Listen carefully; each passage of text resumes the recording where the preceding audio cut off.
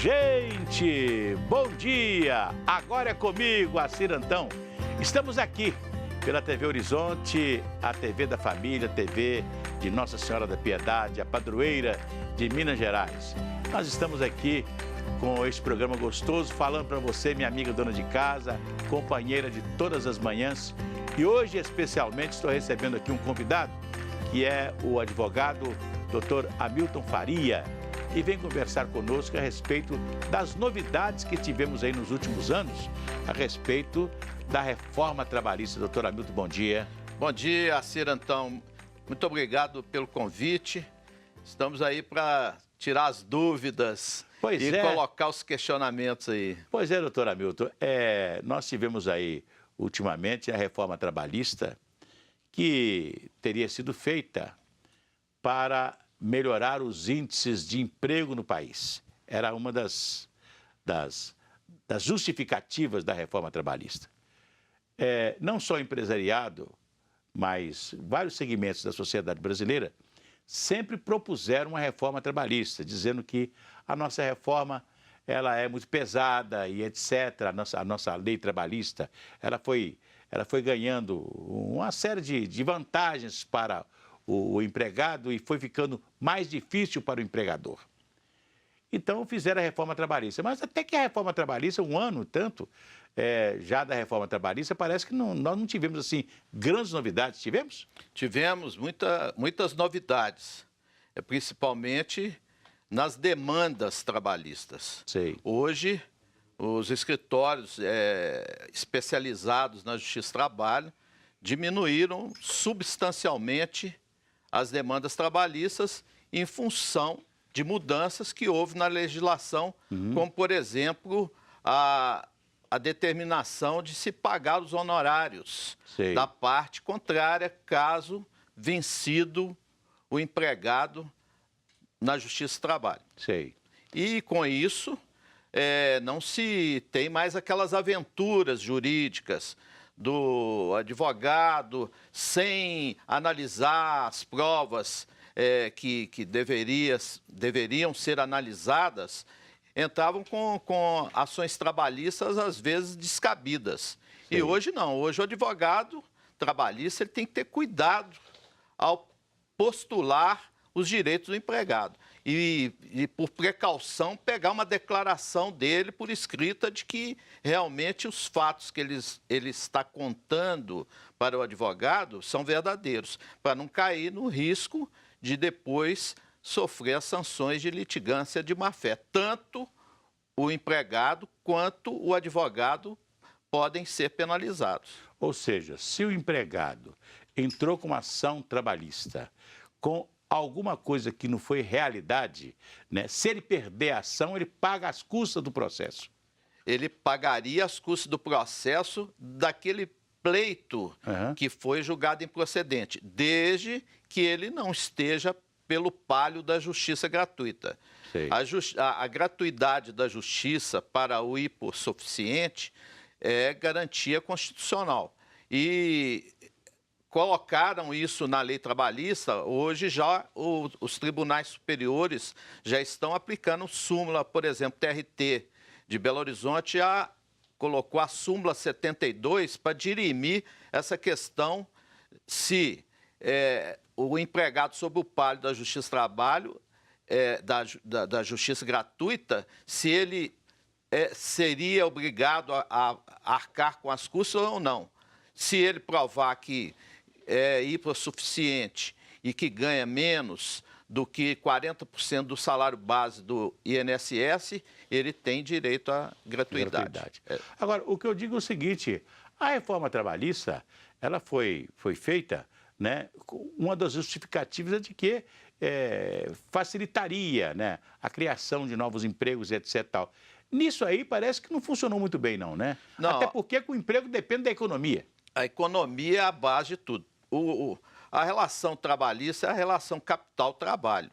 A Justiça do Trabalho, ela existe no Brasil para justamente equilibrar as relações entre capital e trabalho.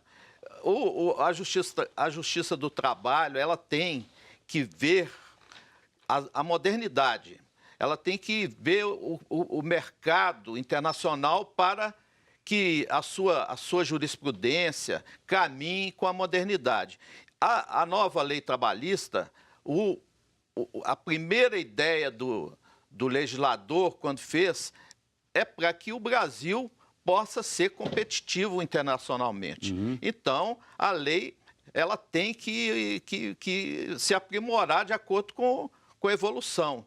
Hoje nós vemos redes sociais, as questões cibernéticas têm que estar dentro da justiça, dentro da lei trabalhista. Né? Até porque até agora não surgiu, por exemplo, nada na lei trabalhista que possa, por exemplo, penalizar o empregado de ser dispensado porque ele fica o dia inteiro no WhatsApp, vamos supor assim. Né? Ainda não existe uma lei dessa, já existe?